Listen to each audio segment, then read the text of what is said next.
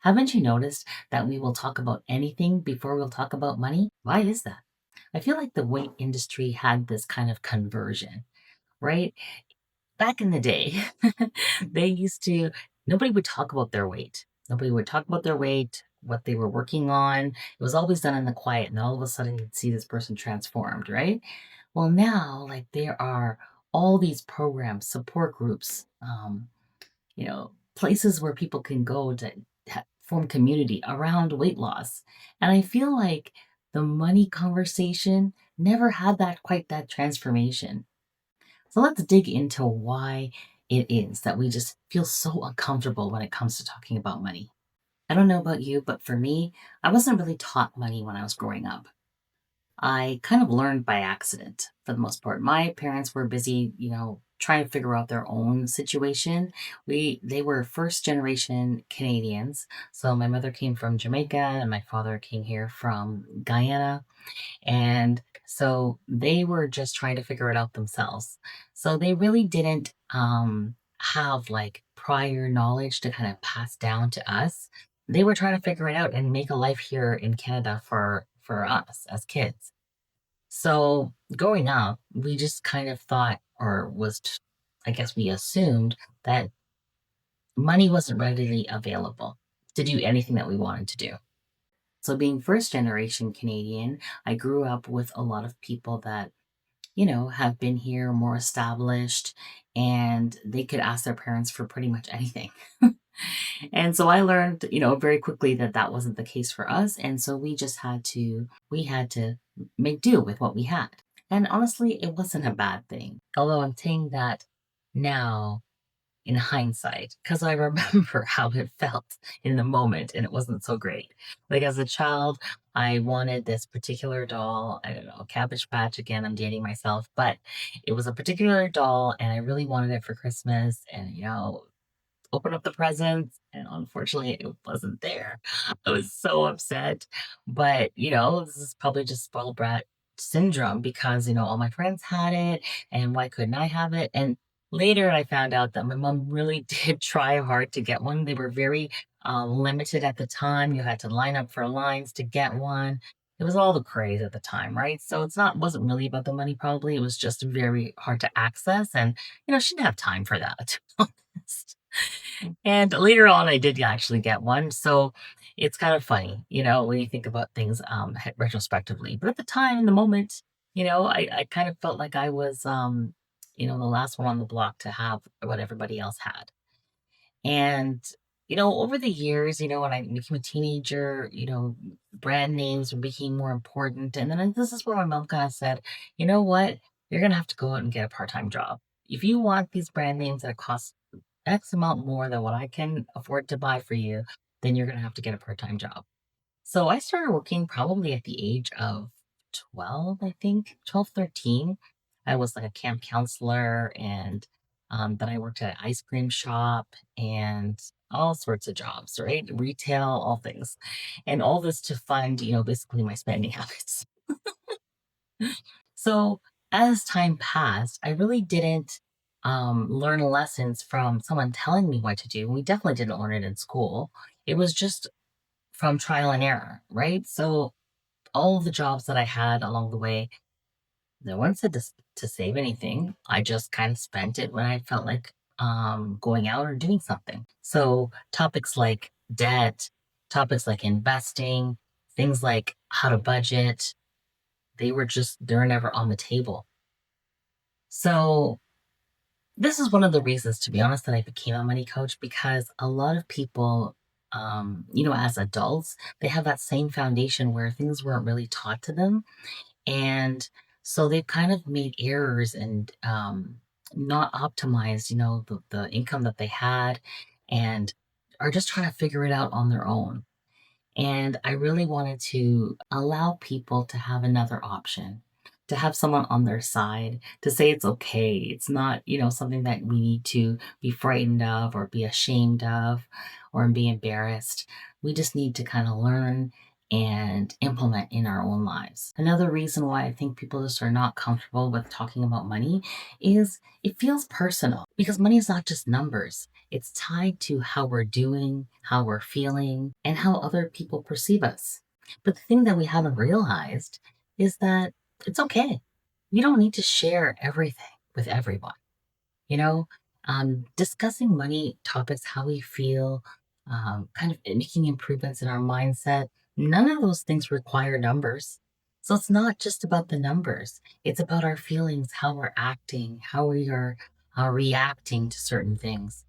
And because it is so personal, we just need to share how it is we're feeling as opposed to really divulging personal numbers about ourselves.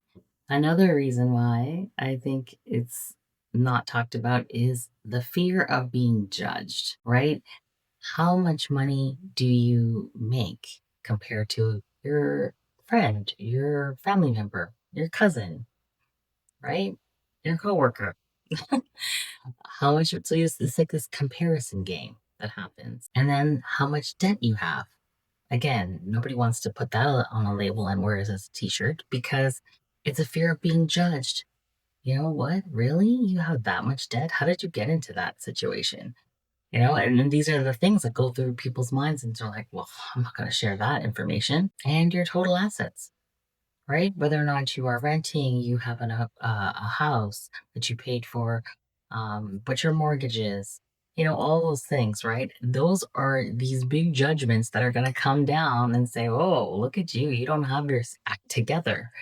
And it's unfortunate because why do people feel like a number dictates who they are as a person? It doesn't. How much debt you have, whether or not you're renting or you own your own home, whether or not you have a car or you take transit, those things don't determine who you are as a person. I feel like we need to stop this comparison game. And it's hard because I think in our society, we have so many images thrown at us about what other people are doing. Uh, on social media, we see a lot of people, posting their vacations or their new house that they bought and all the designer wear. And it really makes you feel like, well, am I doing something wrong? Like, how are they doing this? And I can't seem to make it through day to day, It's hard. It's hard. But really, I just feel like we need to kind of stop looking at the end goal and start looking at the steps that you are taking. I think that is more the key to success than the end goal ever is. So, for instance, over the course of many years, my husband and I we invested in two income properties. And over the time, helped pay for our kids' education. It helped to, send us on vacations and different things, right? More than our income would have ever been able to do. But at the time when we purchased it, you had to find renters. Like there was a lot of work involved in setting up these investment properties to, work for us. And I remember at one point, we're both looking at ourselves like, what is the point of all this? Like, we're not really seeing any money coming out of it. And it does take time, right? It takes time for equity to build. It takes time to have the place set up in a sense where you can charge more rent. It takes time to, find the right renters. Like, there's so much that's involved when you have an investment property before you even realize one dime that you've invested. I say all that to say that it's not about the end goal of what we're trying to obtain. Yes, we want to make our money on our investments, but the process and learning and discovering and understanding what next steps we need to take, that was the success. That was the path way towards the goal. So don't be hard on yourself if you're not in a position where you want to be. Just think about maybe a year or two or even three ago, and then maybe do that comparison and say, hey, look, but I took this step and I took this step, and here I am now. And I have, 10 more to go, but it's okay. I'm making progress, and that is success. Another reason why I think people feel so uncomfortable is that they feel like their money situation dictates who they are as a person. And then talking about that will expose them to another person, right? So it's tough, right? I feel you and I understand because the impressions that money can have, or your current situation can have on you, really does impact the way you view yourself.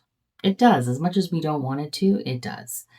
And this can go either way. Like, people think about, having debt and how that feels on you, but what about having wealth, right? Let's flip the script for a little bit. If you have wealth and the people that you associate with, your friends, maybe your family, don't have as much as you do, it's also difficult to talk about money because you are maybe in a little bit more successful position, but they aren't. And so you don't want them to feel bad. So it really is a catch 22. But I want you to know that you don't need to put a label on yourself, no matter what income level that you are at. Be proud of who you've become and accomplished.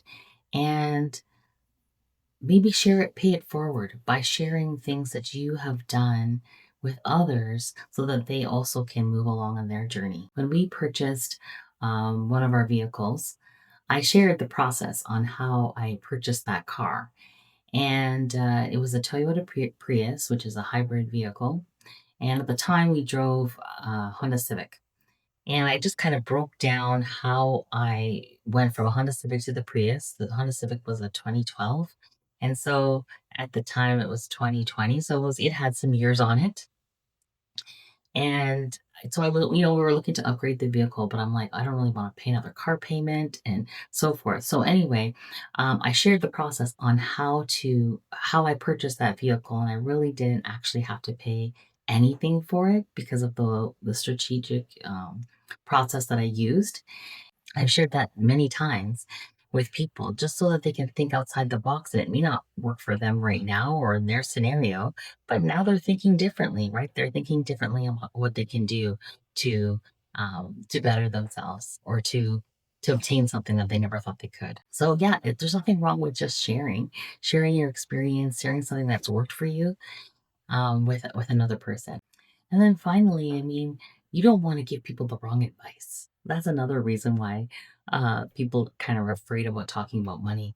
You don't want you to be responsible for something that they took your idea and ran with it, right?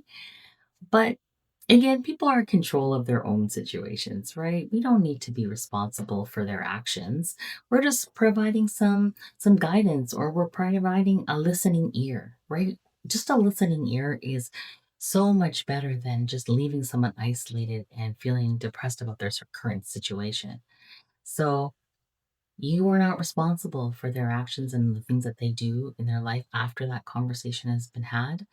It's just something that is now implanted in their minds so that maybe they make a different choice the next time. My thoughts are that I think if we weigh the two sides, how you feel about talking about money and the benefits there are to talking about money, I think the benefits outweigh the embarrassment or the connotations that come with it, only because I think that we can grow. We can grow together. We can grow as a person when we share things. When we keep them bottled up and isolated inside, it causes so much damage. Stress alone, I think, is the number one reason for like heart attacks and all sorts of health problems. So, and where does stress come from? A lot of it comes from money. If we can just change the way we think about money and share that with someone else, I think that we will be better off. So, if you don't know, my name is Carolyn, and I try to have conversations about money that most people avoid. If this made you think differently, then you're in the right place. Feel free to subscribe. So, drop a comment below and tell me one money topic that you're just a little uncomfortable to talk about. This is a safe space here, and I promise you that you are not alone in it. And I'll see you in the next one.